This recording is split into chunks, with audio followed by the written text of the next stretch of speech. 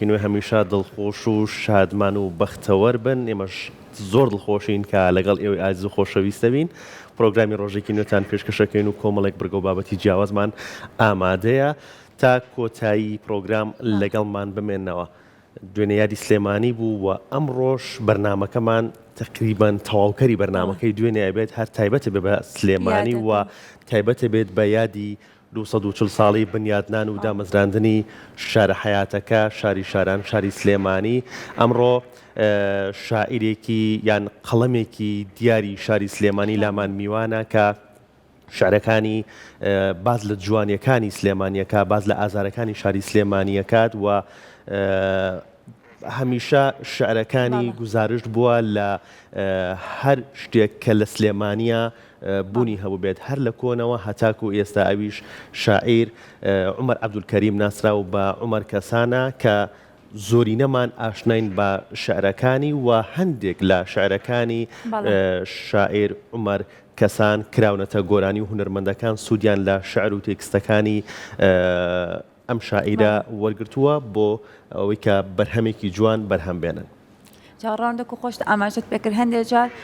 لە بەهۆی قەڵەمێکەوە ئەتوانێت ئازارەکانی نیشتیمانەکەت بنووسیتەوە، ئەتوانیت هەموو ئەو جوانیانەی کە لە شارەکەت و لە وڵاتەکەتدا هەیە بینووسیتەوانێ و ئەگەر بتوانێت لەوەی کە ئەم شعرانە ئەم هۆنراوانە وەربگردێنە سەر زمانێکی دیکەش بۆ ئەوەی کەسانی جیهان بەگشتی بتوانن لە ئازارەکانی وڵاتەکەت تێبگەن. هەریەکە و بە جۆرێک پەیامەکانی ئەگەێنێت. هونەرمەندمان هەیە لە ڕێگەی تابلۆکەوە ئەوێت ئازارەکان پیشان بات، هونەرمەندیشمان هەیە لە ڕێگەی شعرەکەیەوە ئەتوانێت ئەم بابەتانە و ئەم ئازارانە و جوانی شارەکەی پیشانی هەمووان بدات و بینووسێت. کاک عومەر ئەمڕۆ پرۆگرامی ڕۆژێکی نوێت جوانتر و ڕازاوەترەکات بێگومان بە شعرەکانی و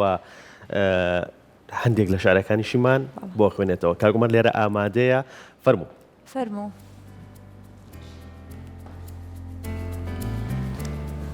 کاک عومەر باری باش، سڵاو لێبێ، بەخێر بیت. سڵاو لێبێ، فەرموو. بەخێر بیت. کاک عومەر بەخێر بیت، بانی باش، سڵاو لێبێ. یادی دامەزراندنی شاری سلێمانیشت پیرۆز بێت. سپاسانەکەم لە هەموو لای پیرۆز بێت. پەیامی بەڕێستان بۆ یادی دامەزراندنی شاری سلێمانی. وڵای من ئەمەیە ئەگەر ڕێگام بن بە شعرێک داخەوە ئەوە هەر زۆر جوانتر و باشترە بێت.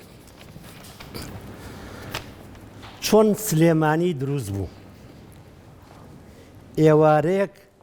پاشا و دۆستان و ئازیزان پاش ڕاوکردن چا خواردنەوە لە پێدەشتێک لای کانیەک کە ناسرا بوو بە کانێسکان. پاش وتووێژ و تەکبیری گشت هاوڵان بڕیاری دا دروستی کات لەو دەبەرە سلێمانی شاری شاران. فەرمانی دا بۆ ڕازاندنەوەی باخچەکانی داهاتووی شار لە هەر باخێک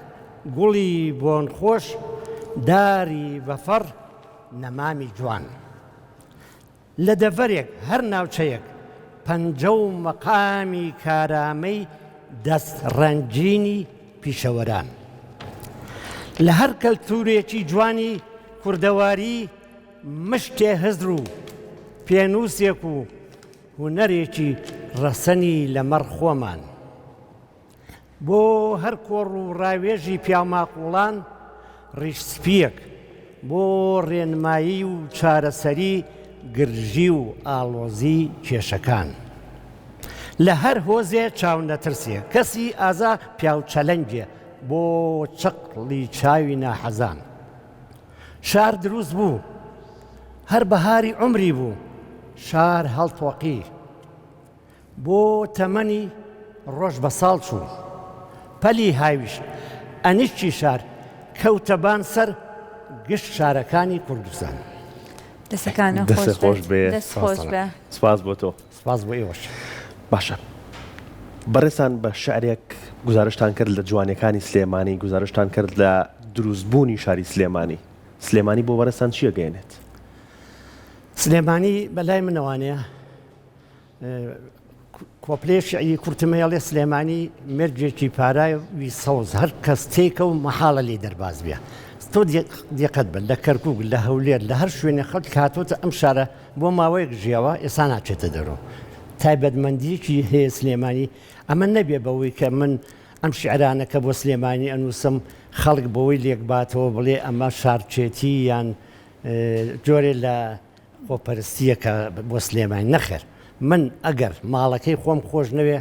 گەڕەکەکەی خۆم خۆش نایە،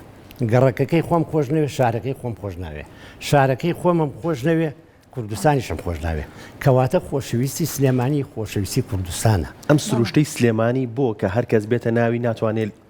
لێ بچێتەوە دەرەوە. زان چۆناک سلێمانی لە مێژوو کەمەتەمەنەیە کەلتورەکەیونە پێشکەوتووە شار هەیە چەند هەزاران ساڵ لە پێشەمەوە کەلتورەکە هێشتا لە ئاسێکی زۆر کورتایە لە باڵای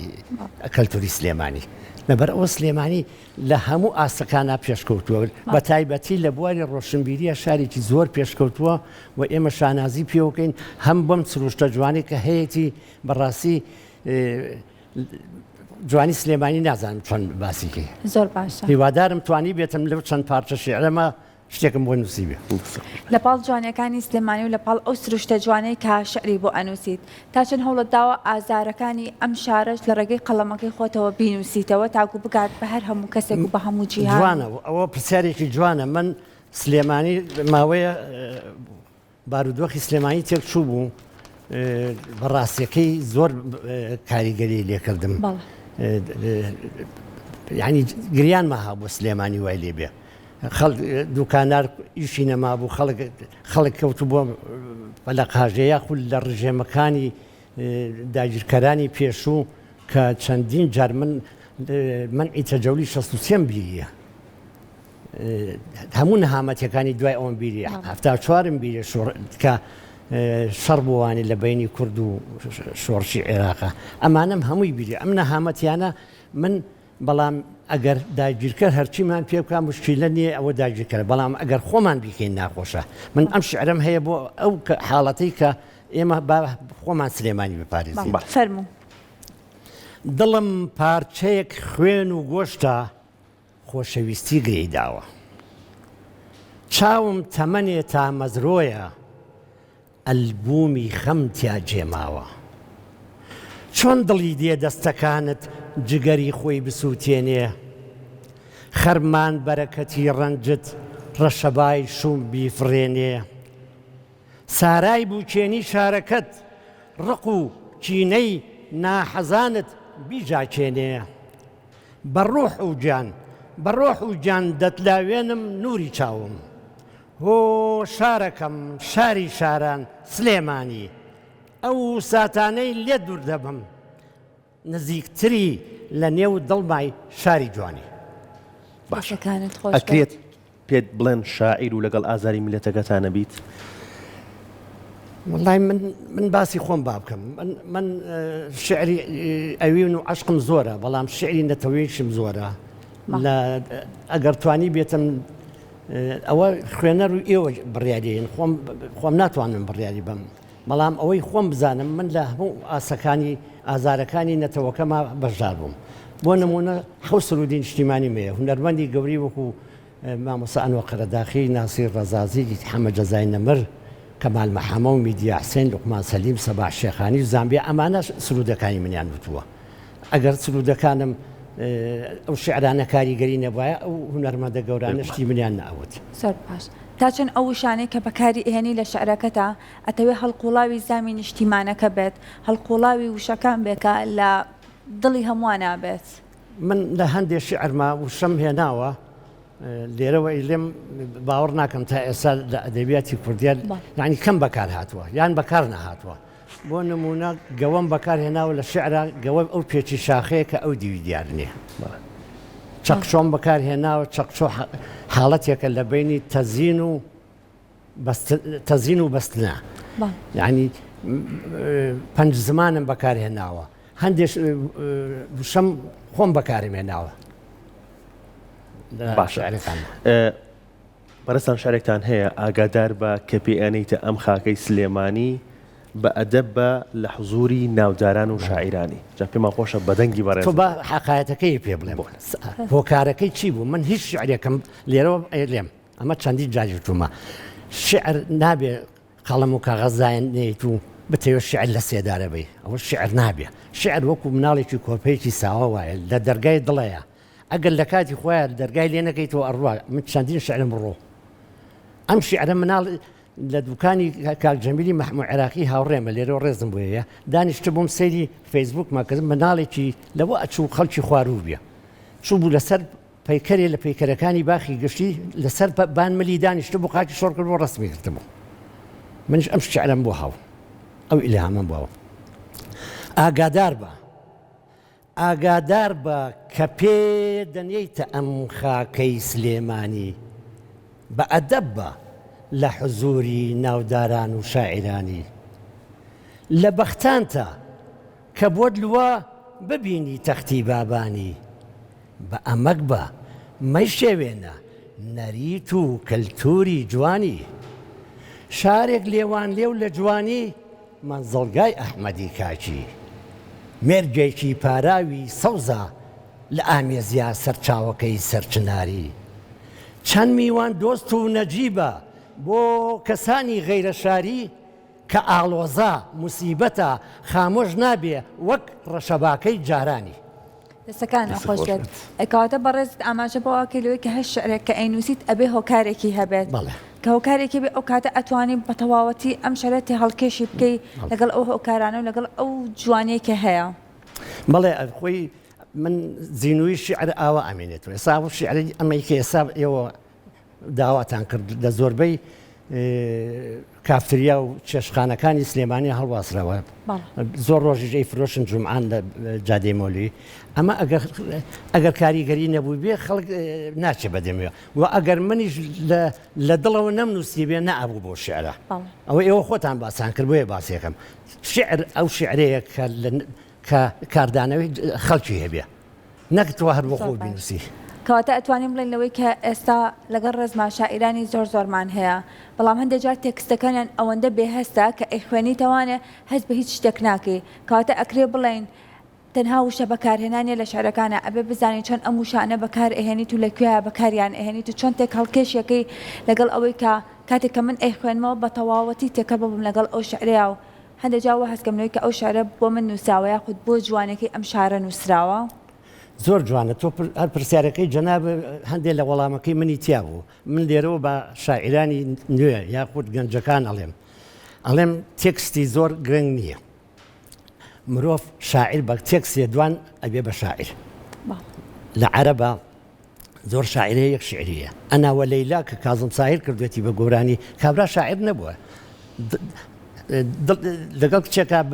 علاقەیەکی خۆشەویستیان بووە لە یەکدا بڕاون ئەو شعری نووسیوێتر هاتووە بەردەستی کازم سایر کردو ئەمە خۆشەویستی ئەمە دەقی نەمری پێڵێن بەڵام تۆ هەر بنووسی ئەمە شتێکی لاوەکی و شتێکی باشنێ زۆر باشە ئەگەر پارچە شعریترمان پێشکەش بکەیت وەڵام من شعرێکی کەم هەیە بۆ سلێمانی ئەگەر ڕێگام بن ئەمەژە خوێنمەوە بەڵێ فەرموو لە چەخماخەی ئاسمانەوە ئازایەتی لە چاوەکان تاسەوز بوو لە هەڵۆی بەرزەفڕەوە ئازادی لە نێوی زارتان نەخش بوو لە سەختیدا هێندە سەختی ڕق ئەستورتر دەبێ لە نەرمیدا هێندە نەرمی سینەت خوانی میوان دەبێ لە مێژووی کەمی تەمەندا هێند مەزنی بوویتە جێگائیرەی شاران لە جوانیدا هێندە جوانی لە شانتایە فریشتە و پەری ئاسمان لە فکر و ئەدەب و هونەردا پێشەنگی گەلی کوردانی لە شۆڕش و ڕاپەڕیندا شاری هەڵمەت و قوربانی دەستت خۆش بێت چی تێ بۆ سەرچنار بەردەوام لە هەموو چاوپێکوتنێکە لە هەموو شوێنێکە سەرچنار بە ماڵی خۆتی ناوە بیت وەڵای خەریکە وای لێە سەرچنار من چۆتە گیان وانێ من کورسەکەت ماوە کاگومەر بەڵێ کورسەکەم ماوە شوێنم ماوە کە دوای نیوەڕوان ئەڕۆمە دەرەوە خێزانەکەم ئەڵێ کە لە باخەکە تەواویشت ئەوە بێنەرەوە بە ماڵێ ینی تر شتەکەس دەواتە هەر ئەبێ بچی بۆ ئەبێ بچم ئەو باخی سەرچنارە من لە مناڵیوانی هەر ئالوودەی بووم ئێمە ئەو کاتە سلێمانی سەرچنار بینی 6 کیلۆمەترە بوو لە بەنزینخانەی عەقاری کە ئێستا پێڵێن سیتی ستار لەوێەوە تا سەرچنارێک بلۆکیتیان نەبوو ئێتەدیان بە لۆری ئەڕۆشتنیان بە تراکتۆریان بە پاس ئەچین بۆ ئەوێ سەرچنار ئەوەی کە مناڵی ئەم شارێ بێ سەرچناری خۆشەوە شعرێکەکەم هەیە بۆ باخەکە بۆ خۆشحاڵی و فەرموو باخەکەم خۆڕسک ئاوەکەی چەندە شیرینە سوورە چناری باخی بەرینە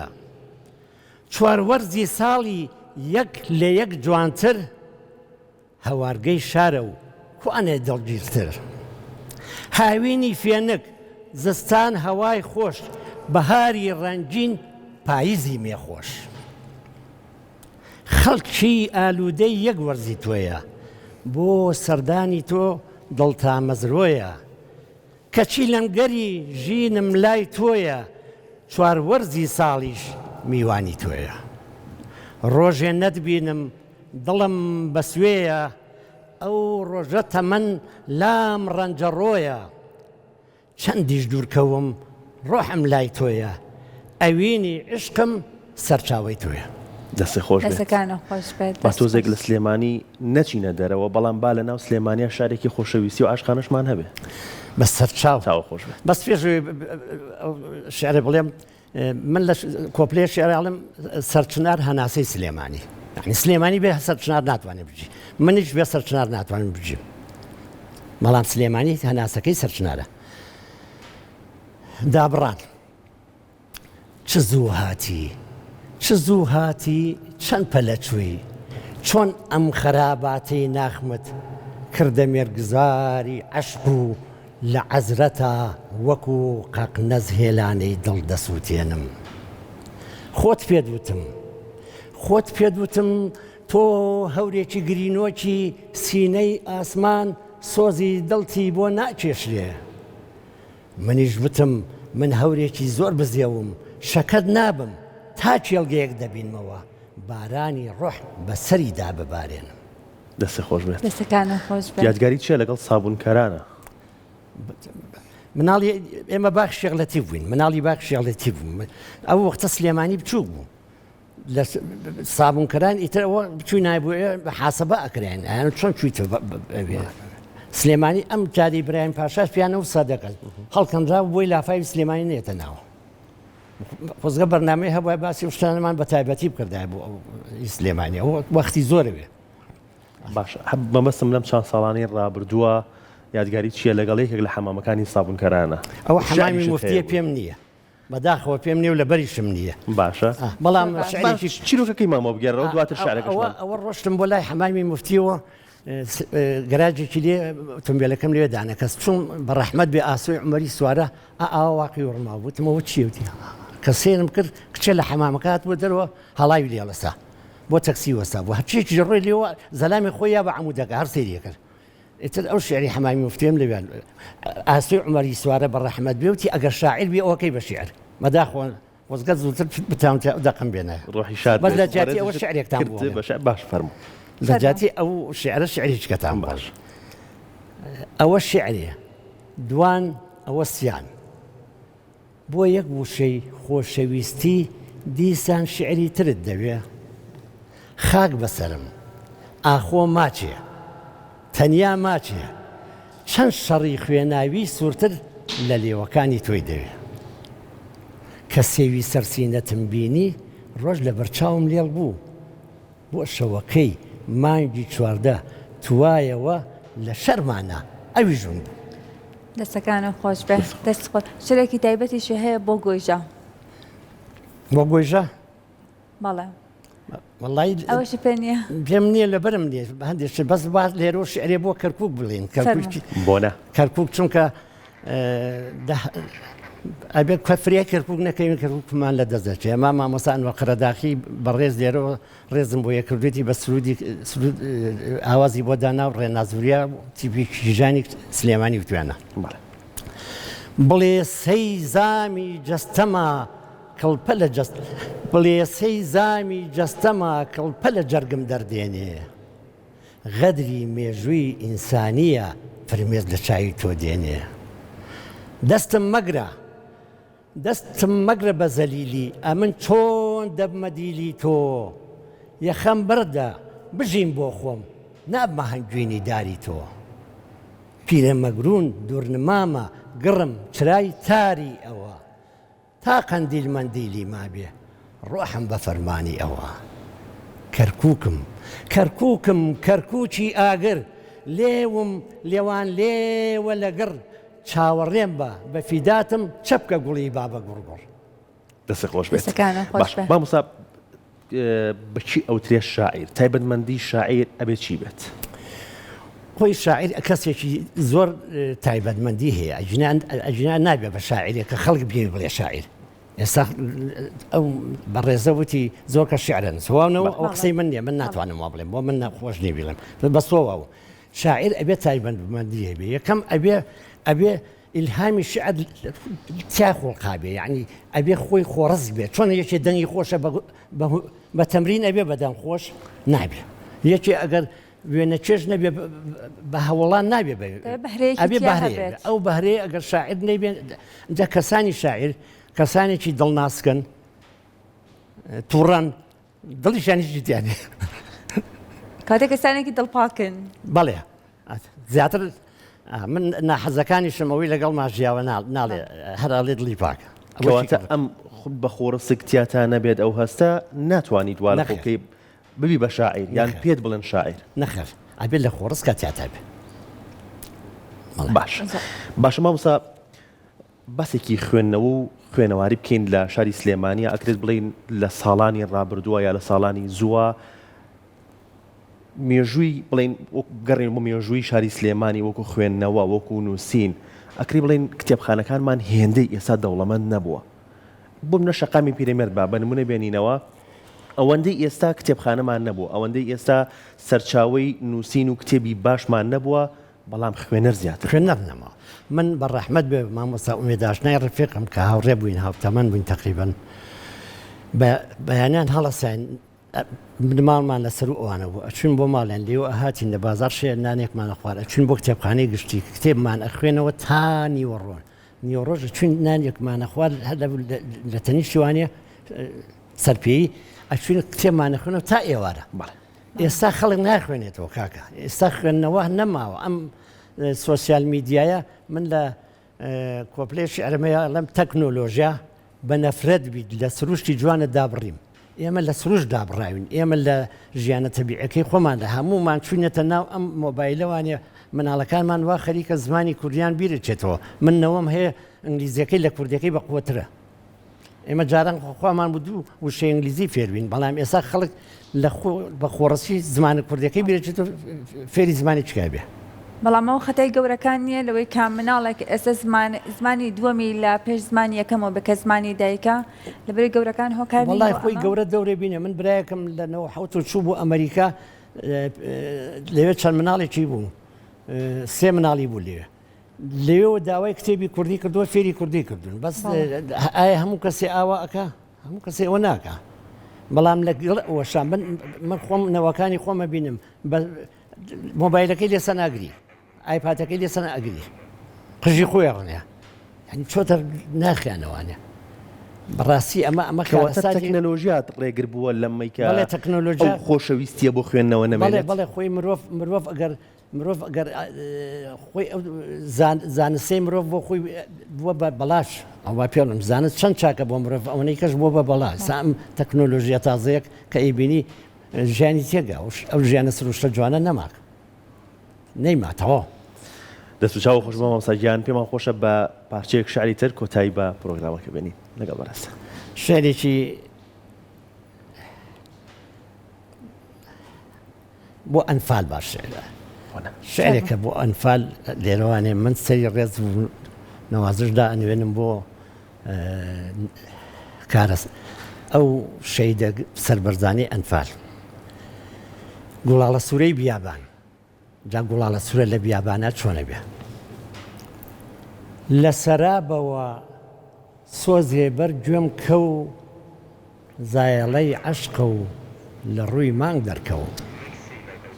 هۆتاقە شۆخی لە خێڵ جێماوم نزرگەی وێران کوانێ باوانم لەم سارا چۆڵە لە یادم مەکە پەپولەی ڕۆحم ناومێد مەکە لەگەڵ شنەی بای دەمە و ئێواران سۆزم بۆ بکە لە هۆرەی جافان چاوێ بگێڕە بە بیابانی چۆڵ بۆ ئێسک و خوێنی شاراوەی ژێر خۆڵ لەکوێ شنەی کرد گوڵاڵە سوورە مەزاری ڕۆحم وا لەو سنوورە. دەستۆش مامۆستاگیان سپاس بۆ تۆ سپاس بۆ ئامادەبوونێت زۆر زۆر خۆشحاڵ بووین. سپاس بۆ کورساتی ئازیز بەڕاستی کورسات ئەو کەناڵەیە کە تا ئێستا من دڵم پێی خۆشە کە مۆڕاڵە بۆ خێزانەکان کە من لەنگیتیان نابینم هیوادارم هەروە ژمێنێتەوە بە تایبەتی لەو مسلسلە ئەجنەبیانی کە خێزان تێگەێن هەروە بمێنێتەوە هیوادارم. دەستەکان